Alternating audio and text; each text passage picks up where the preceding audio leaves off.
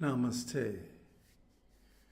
So now we finished with the introduction, and let's go on to the first chapter, the first part of the first chapter.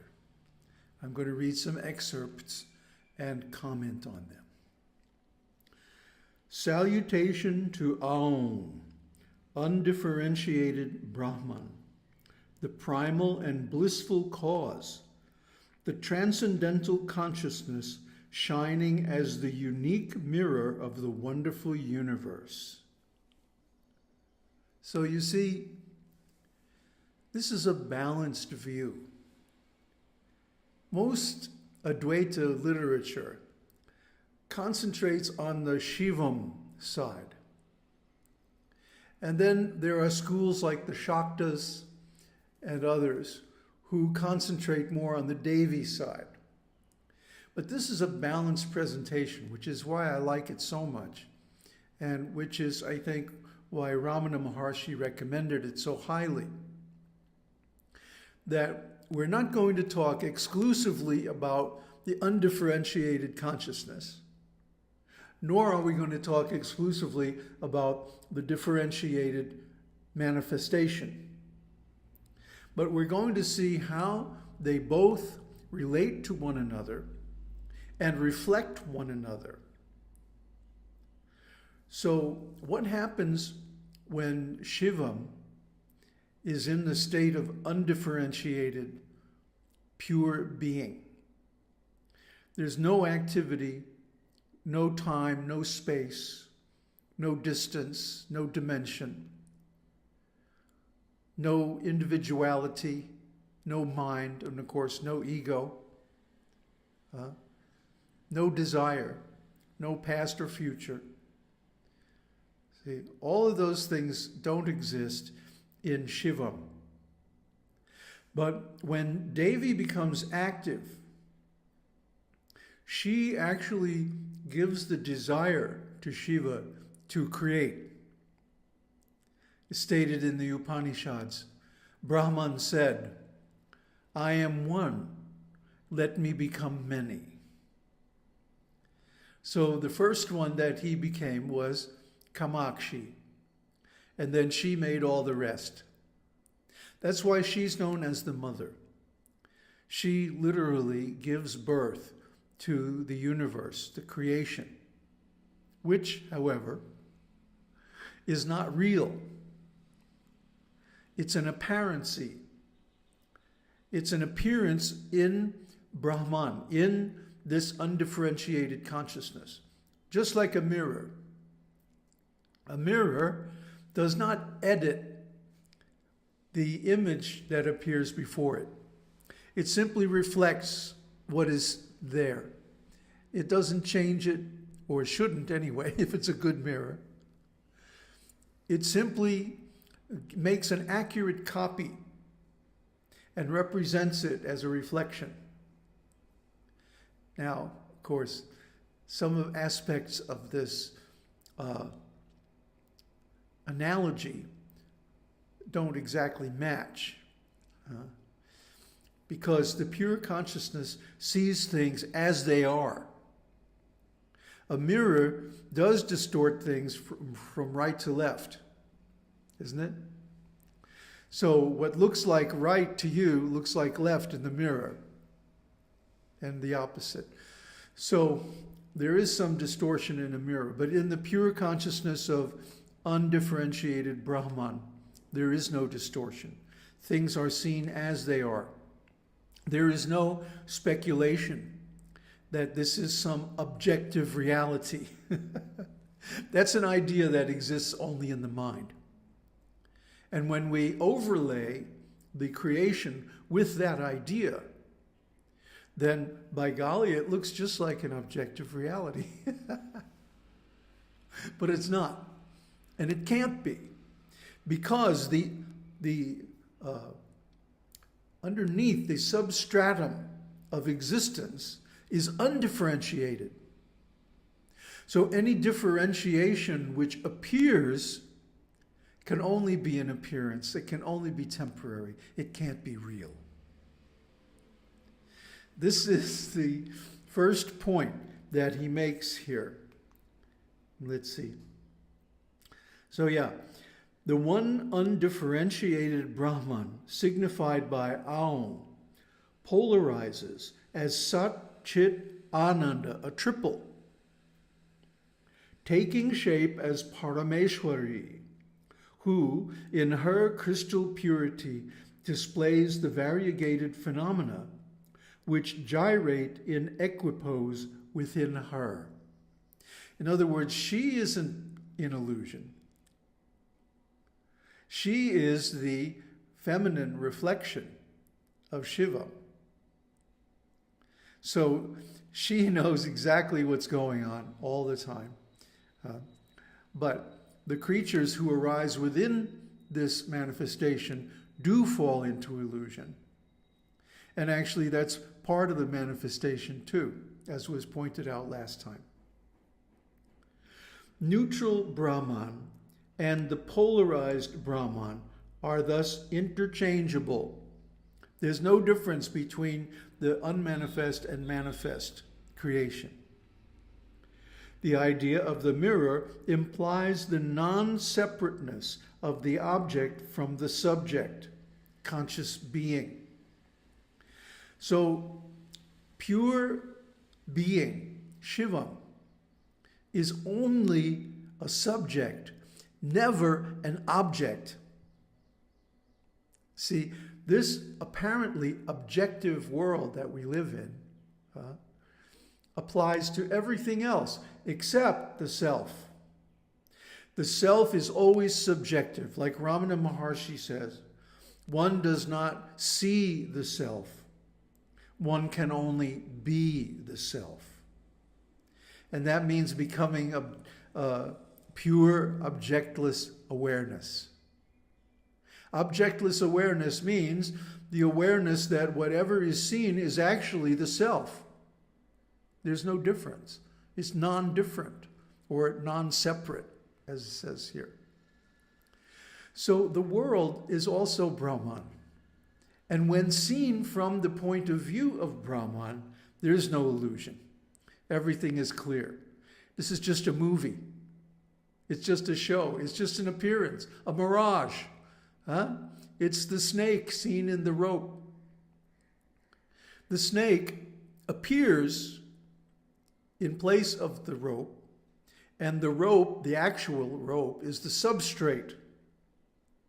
But the appearance seems real only because we have an idea of a snake, a memory perhaps.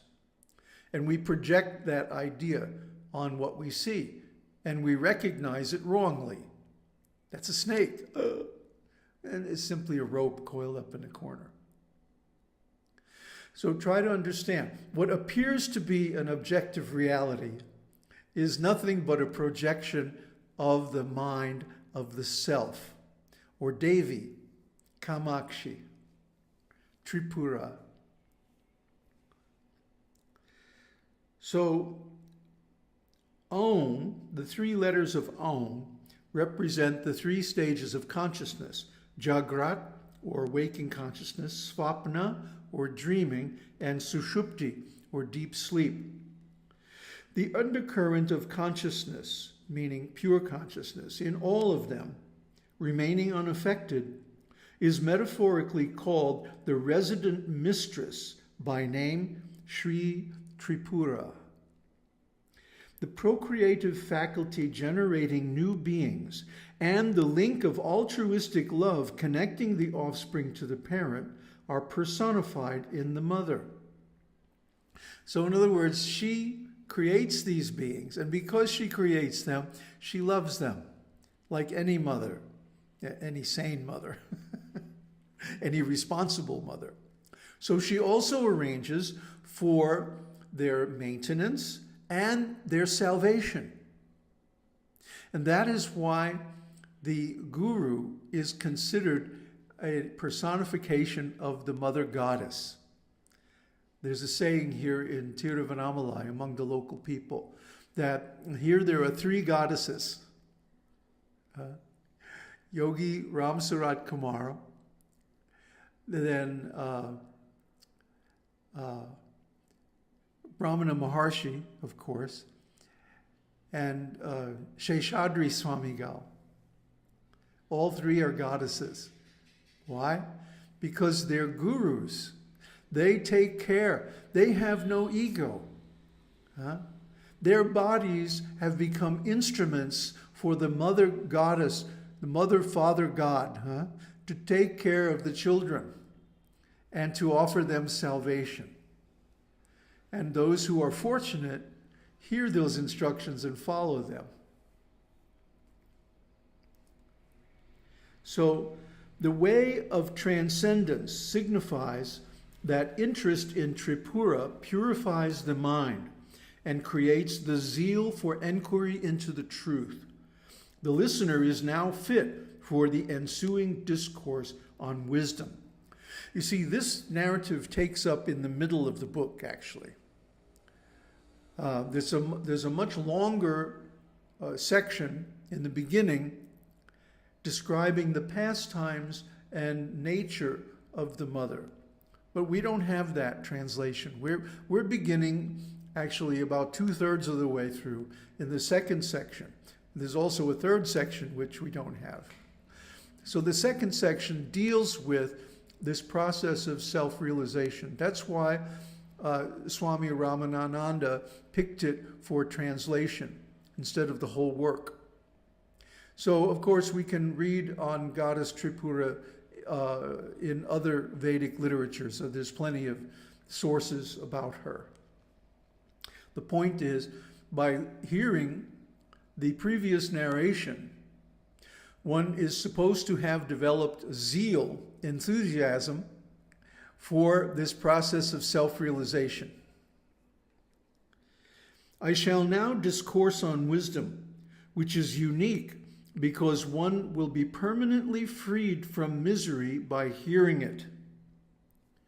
This is the criterion of real knowledge. Actual wisdom gives freedom from misery, freedom from suffering, freedom from birth and death. It means that the covering that hides our real nature as Sat-chit-ananda is removed. The illusion, the wrong views that cause us suffering. For example, the view about the objectivity of the world. And another example is the view that I am an individual. Okay? No such thing as an individual exists. Yet we have this idea which we project on our experience, and that makes it look like we do. You know, like when you go to the movies and they give you those 3D glasses, you know, one is red and the other one's blue or something like that. And then you go in the theater and you put on these glasses and then you see everything in 3D, right? Actually, there's no 3D. It's just a flat screen. It's an illusion. But because you have put on these glasses that filter the light coming into your eyes, you see something that's not really there. Well, it's the same thing with wrong views. When you have wrong views and then project them on your experience, you see a bunch of things that aren't there, like this so-called objective world. I should mention that it's a very well-known and insoluble problem in philosophy to prove the existence of objective reality. There is no proof.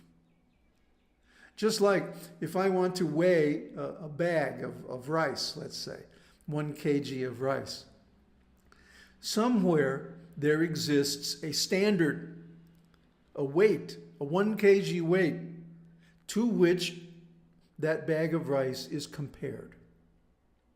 Okay? But in the case of the universe, there's only one. There isn't another universe that we can compare it to measure it.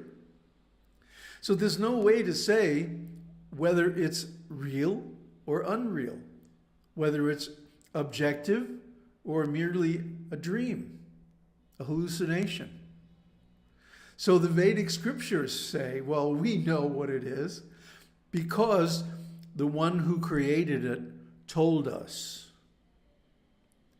And so he reveals, Shiva reveals to Devi, and Devi reveals to other great souls like Parashuram and Haritaksa and so on.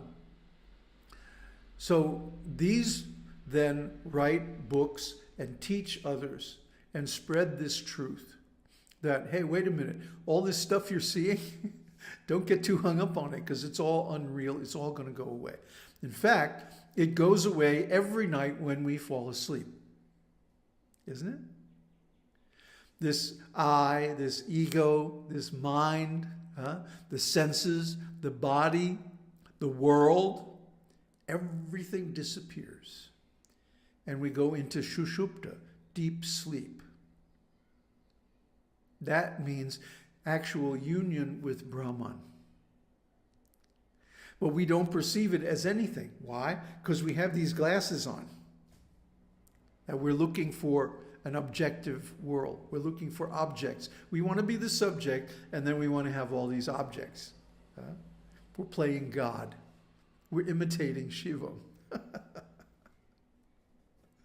So, of course, we suffer because we're not in that position. We're not Shivam. We are not the substrate of the universe. At least as long as we have an ego, as long as we believe the mind.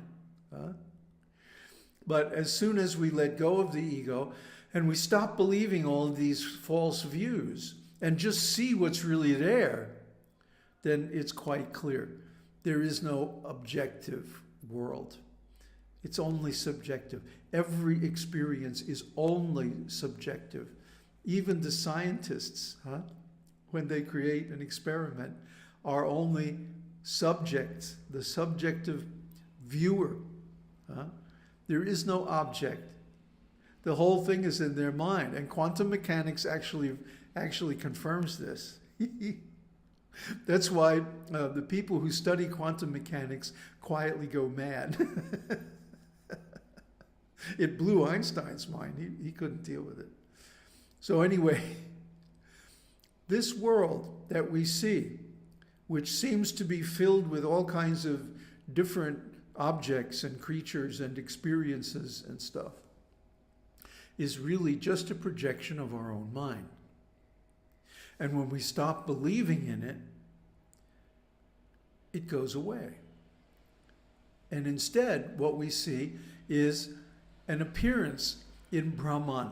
Instead, we see the goddess. Instead, we see Tripura. And that is the reality. Om Tat Sat. Om Harihi Om.